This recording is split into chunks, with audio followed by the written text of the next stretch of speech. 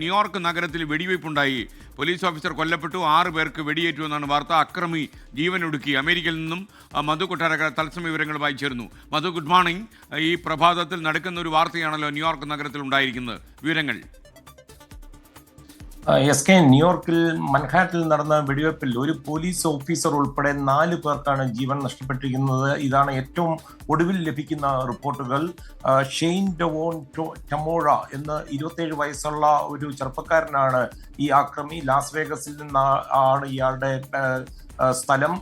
ഇവിടെ റൂഡിൻ management real estate എന്ന് പറഞ്ഞ ഒരു സ്ഥാപനത്തിന്റെ 33-ാം നിലയിലെ ഓഫീസിന് മുന്നിലാണ് ഇയാള് ഈ വെടിവെപ്പ് നടത്തിയത്. ഇതിന്റെ ലോബിയിലേക്ക് ഇദ്ദേഹം പ്രവേശിക്കുകയായിരുന്നു. മൊത്തം 6 പേർക്കാണ് വെടിയേറ്റത് എന്നാണ് പോലീസിന്റെ ഒരു കണക്കുകൂട്ടൽ.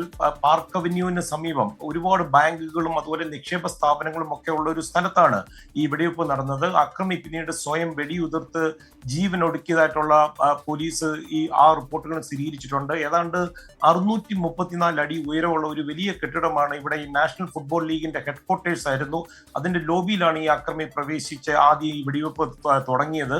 ഇവിടെയാണ് ഈ ബ്ലാക്ക് സ്റ്റോൺ നിക്ഷേപ കമ്പനിയുടെ ഓഫീസും അതുമാത്രമല്ല ഈ സാമ്പത്തിക ഉപദേശങ്ങൾ നൽകുന്ന KPMGയുടെ ഓഫീസും ഈ ബിൽഡിംഗിലാണ് പ്രവർത്തിക്കുന്നത്.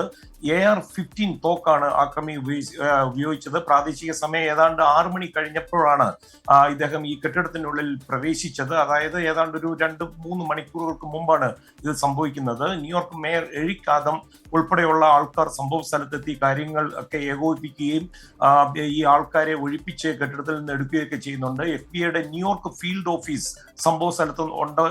ഈ അന്വേഷണം ആരംഭിച്ചു കഴിഞ്ഞതായിട്ട് FBI റിപ്പോർട്ടും വരുന്നുണ്ട്. അമേരിക്കയിൽ ഈ വർഷത്തെ 254-ാമത്തെ കൂട്ട വെടിവെപ്പാണ് ഇന്നിപ്പോൾ ഈ ന്യൂയോർക്കിൽ നടന്നിരിക്കുന്നത്.